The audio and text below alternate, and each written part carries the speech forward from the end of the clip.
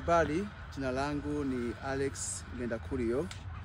Mradi huu wa video unahifadhiwa na ukalimu wa Intermountain Health na kwa kutoa pesa kusaidia kuweza kuelimisha jamii yetu. Video hii imeundwa kwa kuelimisha familia ambazo zinaongea lugha ya Kiswahili, na kwa sababu hiyo hizi taarifa kuhusu shinikizo la damu ni kwa ajili ya kusaidia familia zetu kuelewa tatizo la shinikizo la damu pamoja na jinsi ya kujilinda.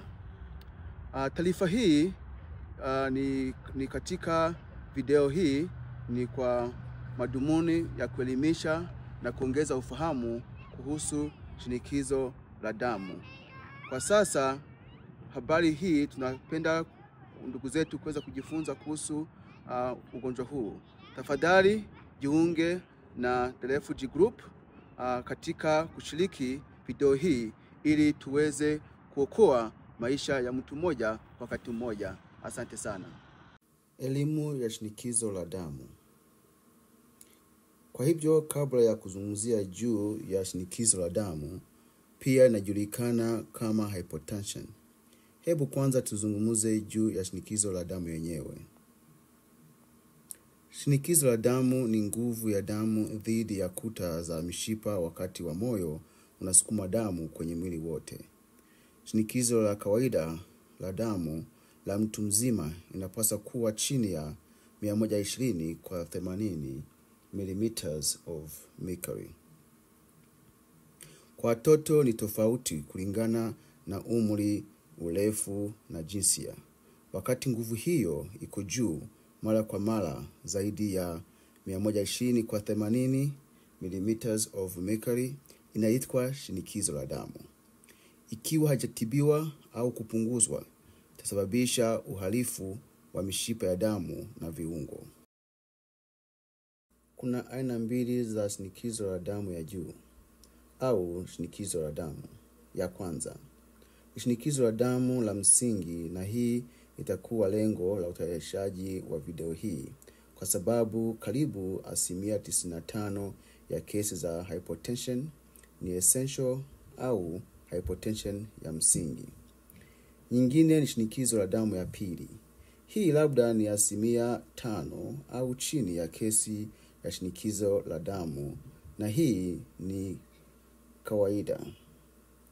Husababishwa na magonjwa ya figo au ugonjwa wa moyo. Chini ya hali yoyote ya ugonjwa wa moyo ni kawaida kutibiwa au haipo tena. Basi kwa kawaida hypertension haipo wakati huo. Lakini kama nilivyosema, lengo itakuwa kwenye hypertension ya msingi au muhimu wa shinikizo la damu. Dalili za shinikizo la damu sio maalum. Najumulisha maumivu ya kichwa, kutopumua pumzi na kutokuwa na damu kutoka kwenye pua. Kawaida huonekana wakati shinikizo la damu imefikia hatua ya hatari sana au ya kutishia maisha yako. Lakini katika hali nyingi au watu wengi dalili hizi hazionyeshi. Ndio sababu inaitwa muuaji wa kimya. Njia pekee ya kujua kwamba uko na shinikizo la damu ni kupimwa na daktari au mtaalamu wa afya anaotoa huduma za afya.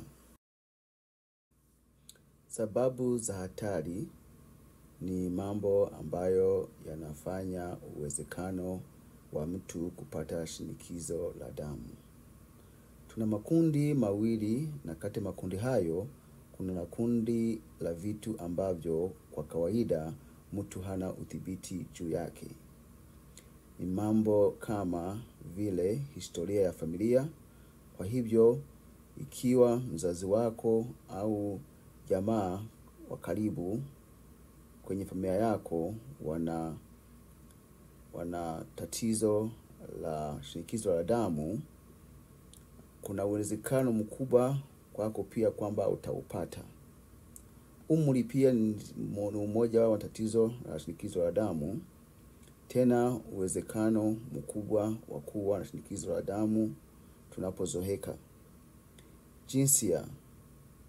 Inajulikana kwamba wanaume wana uwezekano mkubwa wa kupata shinikizo la damu hadi miaka 64.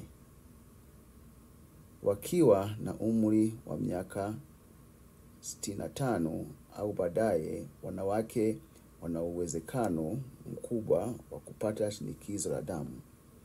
Shinikizo la damu huongezekana zaidi katika weusi, watu wa Hispania, pia na watu wa Asia. Kundi lingine la mambo hatarishi ambalo ni kundi la vitu ambavyo tunavidhibiti, na ni ukosefu wa mazoezi ya mwili, lishe isiyofaa, mfano kama chumvi nyingi, kalori, mafuta mengi na sukari, uzito kupita kiasi au unene kupita kiasi, kunywa pombe kupita kiasi, kutopata usingizi wa kutosha, cholesterol nyingi, kisukari, matumizi ya tumbaku na mafadhaiko. Mapendekezo ya kuzuia shinikizo la damu.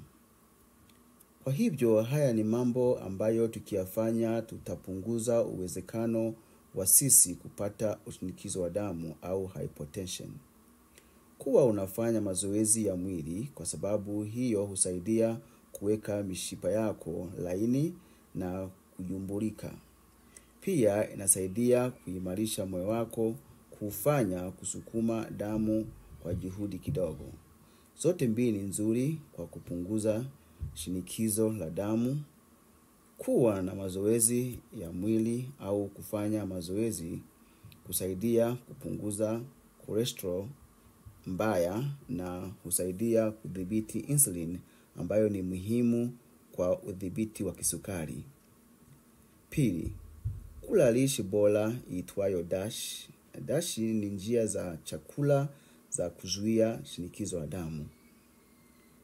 Tunatumaini tukitengeneza video juu yake tutapopata pesa zaidi za kutengeneza video hiyo mahususi kuhusu lishe ya DASH ni nini au na maana gani. Lakini kwa sasa fahamu kuwa lishe ya DASH inaundwa na mambo vyakula kama mboga, matunda, samaki, maharagwe, nyama ya kuku, karanga na kadhalika. Kisha lishe ya DASH ina chumvi kidogo, mafuta ya afya na vinywaji visiokuwa na sukari na pipi ziitwazo sukari. Weka uzito wenye afya, kwa sababu uzito mkubwa au unene unaweka mkazo wa ziada kwenye moyo na kuongeza hatari ya shinikizo la damu na uhalifu wa mishipa ya damu. 4. Punguza matumizi ya pombe, kwa sababu pombe husababisha mishipa ya damu kuwa nyembamba na kufanya moyo kuwa mgumu kusukuma damu na kusababisha shinikizo la damu kuongezeka. 5. Pata usingizi wa kutosha, kwa sababu utafiti unaonyesha kuwa kutolala vya kutosha mara kwa mara kunahusishwa na kuongezeka kwa shinikizo la damu. 6. Usivute, kwa sababu nicotine kwenye sigara huongeza shinikizo la damu. Uvutaji wa sigara pia huongeza shinikizo la damu kwa kuharibu mishipa ya damu na kuifanya kuwa nyembamba na isiyo na mvuto, na hivyo kufanya moyo kusukuma damu kwa nguvu zaidi. 7. Dhibiti msongo wa mawazo, kwa sababu msongo wa mawazo huzalisha homoni kama vile adrenaline na cortisol ambayo hufanya mishipa ya damu kuwa nyembamba na moyo kupiga haraka na kusababisha shinikizo la damu kuongezeka. Mazoezi. Tafadhali wasiliana na daktari wako au mtoa huduma wako wa afya kuhusu kiasi kinachopendekezwa cha mazoezi ya mwili kwa wiki. Kwa sababu hiyo inatofautiana kulingana na umri, kulingana na vipengele vingine, kwa mfano wanapokuwa na magonjwa ya moyo au hawana mambo yanayofuata kanuni hizi. BMI, Body Mass Index, ambazo ni kigezo cha uzito wa mwili. Wasiliana na daktari wako au mtoa huduma wako wa afya kuhusu uzito unaofaa kwa mtu wa rika lako, urefu wako, jinsia na kadhalika. Kwa sababu kwa kawaida huamuliwa na kitu kiitwacho Body Mass Index au BMI, ambayo ni kigezo cha uzito wa mwili. Matatizo ya shinikizo la damu. Sababu muhimu sana za kutoendeleza shinikizo la damu au hypertension ni kwa sababu kuna matatizo mengi ambayo yanakuja na shinikizo la damu. Hatutazijadili zote kwenye video hii, lakini tutazungumza 5 tu. Kiharusi. Kiharusi hutokea wakati mtiririko wa damu kwenye ubongo umekatizwa na kusababisha udhaifu na kupooza kwa upande mmoja wa mwili. Pili, mshituko wa moyo hutokea wakati mtiririko wa damu kwenye moyo umeziba na unaweza kusababisha kifo cha ghafla.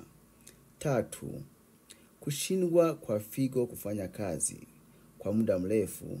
Hali hiyo inajitokeza kwa sababu figo hazina uwezo wa kutoa uchafu na majimaji kupitia kiasi mwilini na kupelekea watu kuwekewa dialysis, manake kuondoa taka hizo.